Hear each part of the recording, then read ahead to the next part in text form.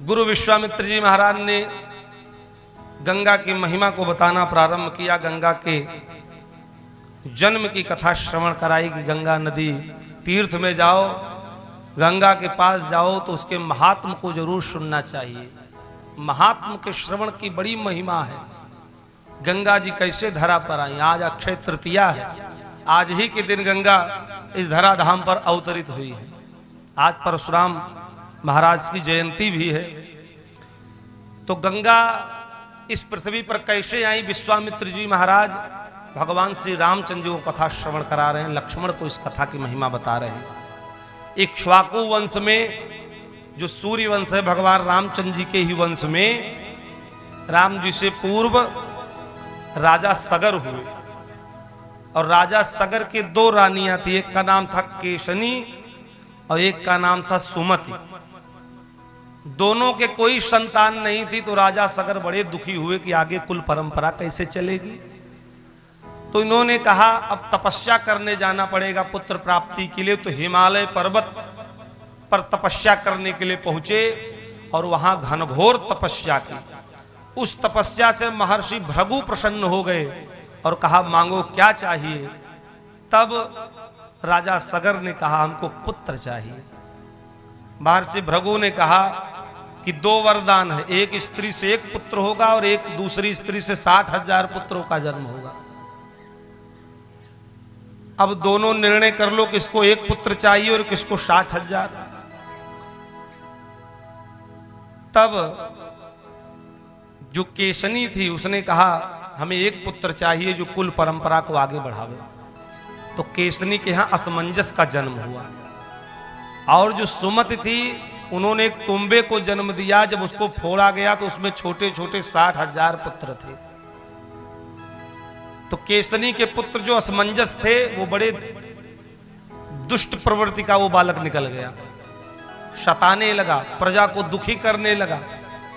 तो राजा सगर के पास बड़ी शिकायत आवे पुत्र की असमंजस की। तो राजा सगर इतने धर्मात्मा राजा थे, उन्होंने कहा कि अगर हमारे पुत्र की वजह से हमारी प्रजा को कष्ट हो रहा है तो हम पुत्र का ही परित्याग कर देंगे। उन्होंने अपने प्रजा की प्रसन्नता के लिए अपने पुत्र असमंजस का परित्याग कर दिया। तो असमंजस का जब विवाह आदि हुआ तो असमंजस के यहां अंशुमान ने जन्म लिया। असमंजस के पुत्र अंशुमान हुए, राजा अंशुमान। तो अंशुमान बिल्कुल विपरीत थे, बड़े संत प्रवृत्ति के थे, महात्मा थे, विद्वान थे। कुछ दिन बीता तो महाराज सगर के मन में विचार आया कि एक अश्वमेध यज्ञ करना चाहिए। तो हिमालय पर्वत और विंध्याचल के बीच की भूमि को उन्होंने चयन किया कि यहीं अश्वमेध यज्ञ करना उचित होगा। तो अश्वमेध यज्ञ करने का निर्णय किया और उसके बाद यज्ञ का घोड़ा छोड़ा गया। यज्ञ का घोड़ा पृथ्वी का भ्रमण करने लगा। तो इंद्र डर गए कहीं ऐसा ना हो कि यज्ञ पूर्ण हो जाए और महाराज इंद्रासन मांग लें, हमारा इंद्रासन खतरे में आ जाए। इसलिए उस घोड़े को चुरा करके पाताल लोक में ले जा करके महर्षि कपिल मुनि के आश्रम में बांध आए कि कोई पावे ना। जब घोड़ा लौट के नहीं आया तो राजा सगर बड़े चिंतित। अब यज्ञ की पूर्णाहुति तब तक नहीं हो सकती, यज्ञ प्रारंभ नहीं हो सकता जब तक घोड़ा आ न जाए। तो अपने 60,000 पुत्रों को भेजा, जाओ देखो आखिर में घोड़ा है कहां। तो वो 60,000 पुत्र राजा सगर के पूरी पृथ्वी का भ्रमण कर डाले, लेकिन कहीं घोड़ा मिला नहीं। फिर पृथ्वी को खोदना शुरू कर दिया। पृथ्वी को खोद करके पाताल लोक में चले गए। तो वहां महर्षि कपिल तपस्या कर रहे थे और उन्हीं के बगल में घोड़ा बंधा था। अब ये 60,000 जो पुत्र थे बड़ा अभिमानी थे, मूर्ख प्रवृत्ति के थे। जैसे महर्षि कपिल को देखे तो गाली देना प्रारंभ कर दिए, चोरी करके घोड़ा ला करके यहां बांध के रखा है। ऐसे अपशब्दों का प्रयोग किया कि कपिल मुनि के नेत्र खुल गए, तपस्या टूटी। जैसे नेत्र खुला तो क्रोधाग्नि में जल करके 60,000 पुत्र राख हो गए, जल करके भस्म हो गए उसी समय। राजा सगर को यह बात नहीं पता चली कि हमारे पुत्रों की मृत्यु हो गई, कपिल मुनि के क्रोधाग्नि में जल के भस्म हो गए। कुछ दिन बीत गया, जब पुत्र वापस लौट के नहीं आए तो अपने पौत्र अंशुमान को भेजा कि बेटा जाओ देखो तुम्हारे चाचा लोग कहाँ हैं, अभी तक आए नहीं, कहाँ पर वो है। तो अंशुमान ढूंढते हुए उसी जो इनके चाचाओं ने रास्ता बनाया था पाताल लोक जाने का, उस रास्ते से जब अंदर प्रवेश किए कपिल मुनि के आश्रम में, तो वहां देखे घोड़ा बंधा हुआ है और उनके चाचाओं की राख जो है पड़ी हुई है, जो जल करके भस्म हो गए थे। तो इनको पता नहीं था, गरुड़ महाराज वहां थे, उन्होंने बताया कि तुम्हारे चाचा लोग 60,000 हैं, कपिल महाराज की क्रोधाग्नि में जल करके भस्म हो गए। तो अंशुमान सोचने लगे कि अब इनकी मुक्ति कैसे हो, कोई सरोवर तालाब मिल जाए तो इस राख को उसमें हम डाल दें जिससे मुक्त हो जाए। तो गरुड़ महाराज ने कहा कि ये किसी तालाब किसी सरोवर में इनकी राख डालने से इनकी मुक्ति नहीं होगी, क्योंकि इनकी अकाल मृत्यु हुई है, कपिल महाराज के क्रोधाग्नि में जल के भस्म हुए हैं। इसलिए इनको मुक्त करने के लिए गंगा जी को पृथ्वी पर लाना पड़ेगा। गंगा जी आएंगी तभी मुक्ति होगी तुम्हारे चाचाओं की, और इस घोड़े को लेकर के जाओ, यज्ञ पूर्ण कराओ। तो अंशुमान उस घोड़े को कपिल मुनि के आश्रम से लेकर के राज्य में आए, राजा सगर को दिया, यज्ञ की पूर्णाहुति हुई और सारी बात बताई राजा सगर को। कुछ दिन बीता, राजा सगर की मृत्यु हुई, तो अंशुमान राजा बने और फिर इन्होंने विचार किया कि हम गंगा को लाने के लिए तपस्या करेंगे। अंशुमान के पुत्र का नाम था दिलीप, राजा दिलीप। तो अपने पुत्र को राजा बना करके सारी आसक्तियों का त्याग करके हिमालय पर्वत चले गए और गंगा जी को लाने की तपस्या करने लगे, घनघोर तपस्या की। लेकिन इनका जीवन कम पड़ गया, गंगा जी आई नहीं। तो राजा दिलीप ने भी निर्णय लिया कि हमारे पिताजी ने गंगा जी को लाने का बड़ा प्रयत्न किया, लेकिन गंगा जी को नहीं ला पाए, अब हम प्रयास करके गंगा जी को लाएंगे। तो राजा दिलीप के पुत्र का नाम था भगीरथ।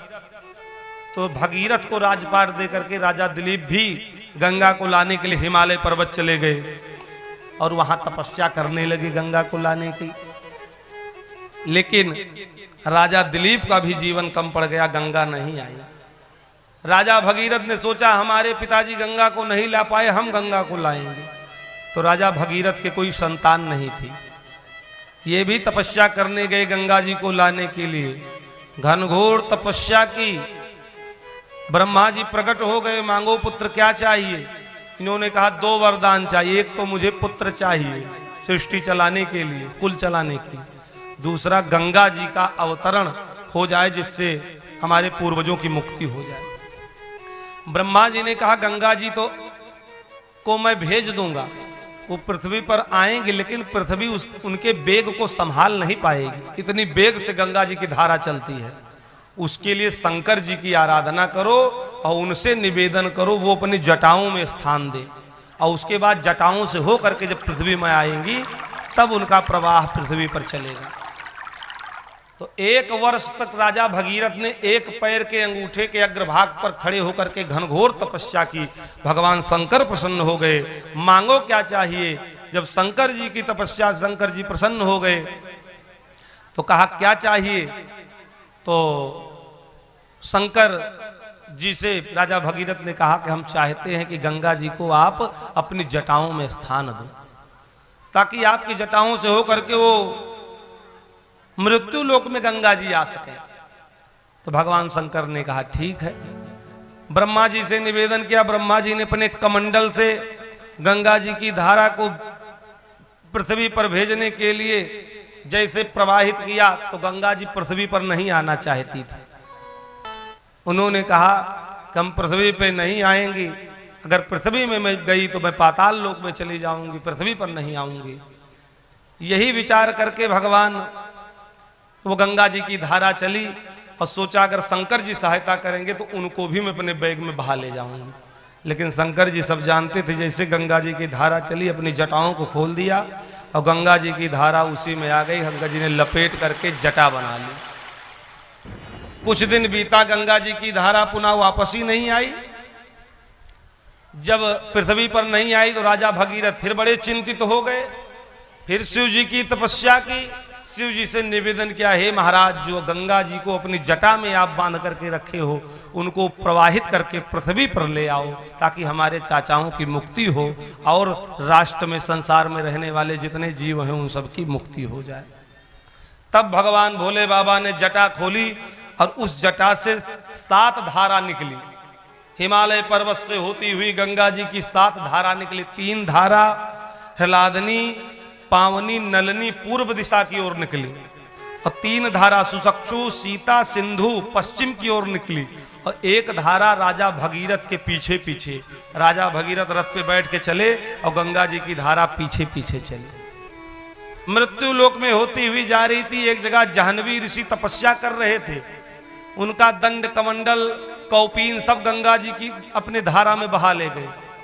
जाह्नवी ऋषि बड़े क्रोधित हुए, गंगा जी को पी लिए। अब फिर हाहाकार मच गया। ऋषि मुनि महात्माओं में निवेदन किया। तब जाह्नवी ऋषि ने पुनः गंगा जी को इस मृत्यु लोक में प्रवाहित किया।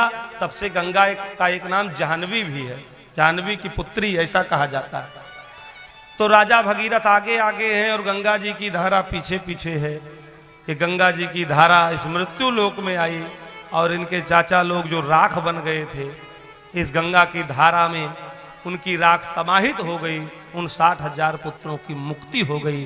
तब से गंगा सतत निरंतर इस मृत्यु लोक में प्रवाहित है। गंगा नदी बह रही है, जिस नदी में हम सब स्नान करके अपने पाप कर्मों को धो करके अपने हृदय को पावन, पवित्र, निर्मल करते हैं। आज ही के दिन, अक्षय तृतीया के दिन ही गंगा अवतरण माना जाता है। तो इस गंगा अवतरण की कथा को श्रवण करने का बड़ा सुंदर पुण्य महात्म है। गुरु विश्वामित्र जी ने भगवान से रामचंद्र जी और लक्ष्मण जी को गंगा अवतरण की कथा सुनाई।